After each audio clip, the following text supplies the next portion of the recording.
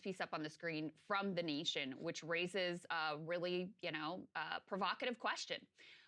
This is two analysts, and they argue Israel is losing this war.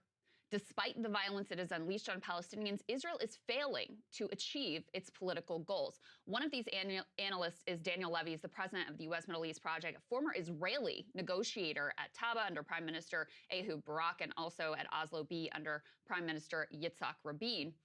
They say that both Israel and Hamas appear to be resetting the terms of their political contest, not to the pre-October 7th status quo, but to the 1948 one. Not clear what comes next, but there is no going back to the previous state of affairs.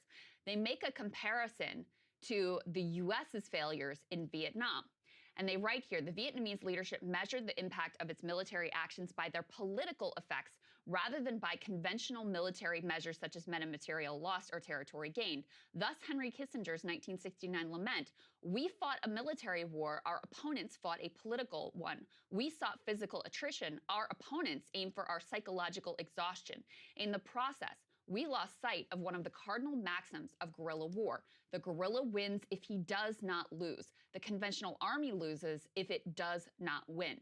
They also cite here John Alterman of the Center for Strategic and International Studies. This is a relatively hawkish organization. These are not squishes by any means. Yes.